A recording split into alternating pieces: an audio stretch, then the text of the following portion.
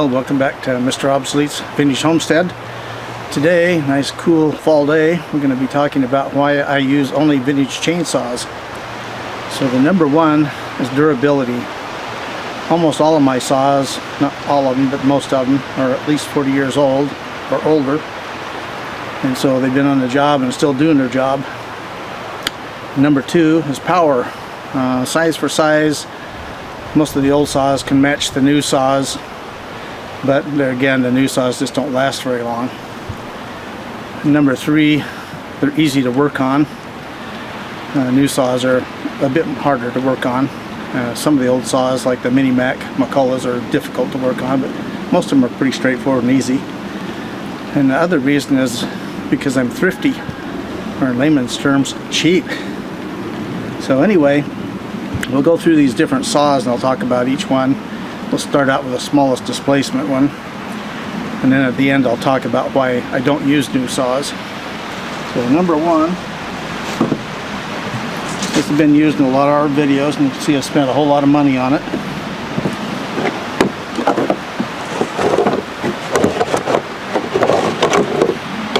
Little Mini Mac is 33cc. This is an early version with no safety features, but it's very powerful. It's a little bit finicky, like most old saws that are small, but I've used it and used it. I have a couple other small MCcullochs like this. They're later models, but they're not as powerful. They're still quite good, and I use them a lot. But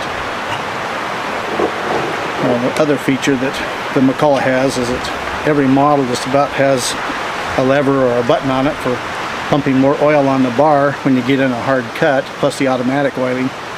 Makes the bars and the chain on these things last and last. The new saws, you usually have 2 or 3 adjustments on it, so little oil or medium or high. But on this, you can just leave it at a standard setting, and if you get in a tough cut, then you just put some more oil on. The chain speed will pick up, and the saw will just keep cutting really great.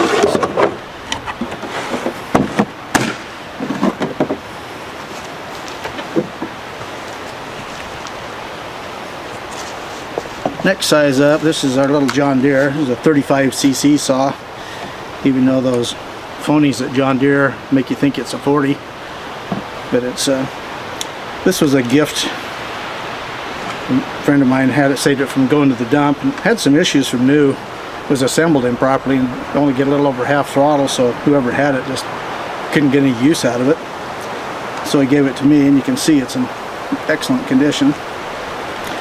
It's got a oiler control right here out in the open, which most saws should have something like that. It's really easy to adjust it, lean it, or richen the oil mixture up there.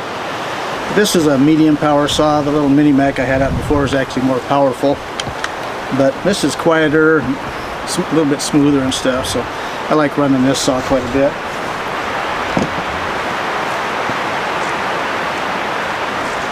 This is a little Homelite. I actually have a couple of these. This is a 40cc saw, and I use these for a long time. They're really good little saws. They have medium power, and easy to work on, stuff like that. But when I get the little MCcullochs, they're more powerful, even though this is a 40cc. But you can find these pretty cheap. If you have a little bit of mechanical skill, you can get them to work, and they'll do lots and lots of work for you. They basically last forever if you give them reasonably good maintenance. So I recommend these. These are a great little saw.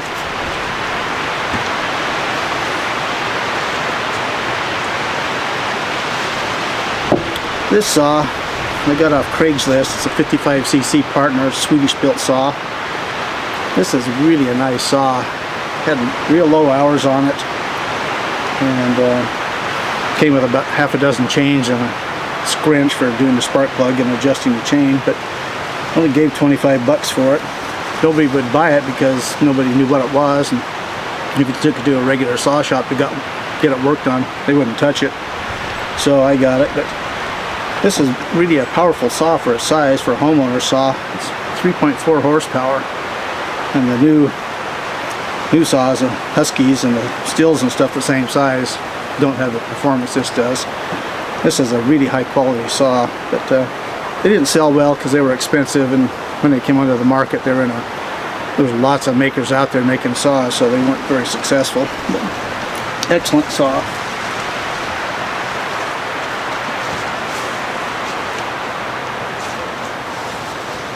This is a MCculloch ProMax 610. This is 60cc. This is the saw I started out with in 1980. It's never had any major repairs. Just runs and runs and runs.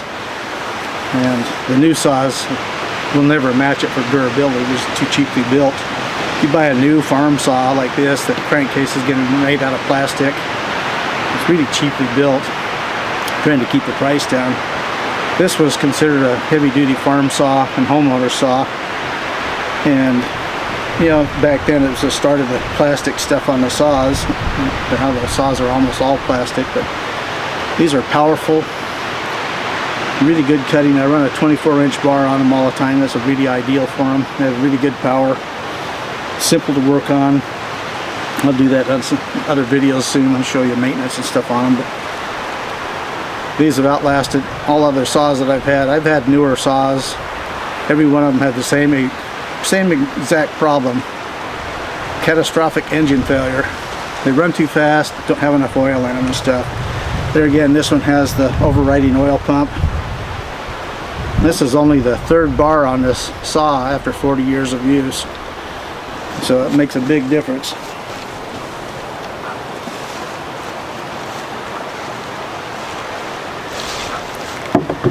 Well, if I need a little more horsepower and stuff, or bigger, I got a ProMax 700 MCculloch here. It's 70cc. These are fairly light, very powerful. They can match the new saws. I'm cutting all day long. These are really great old saws. Has some really nice features. It's got the overriding oil pump like the McCullochs all do. It's got a decompression valve for starting. It takes nothing to pull it through. Starts very easily. This saw, when I got it, was free. It didn't have a bar and chain on it, and the guy said that the oil pump for the bar wasn't working and stuff, and so I bought a new oil pump. When I took it apart, all it had was a bad gasket, but I put in the new parts, and I put new chain and bar, and went through the carburetor and stuff like that, put a new fuel line on it. 125 bucks.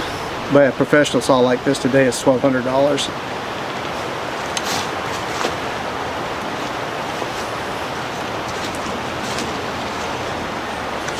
And if I need a little more horsepower, this is a big Pioneer P50. This is an 82cc saw. This was a gift too.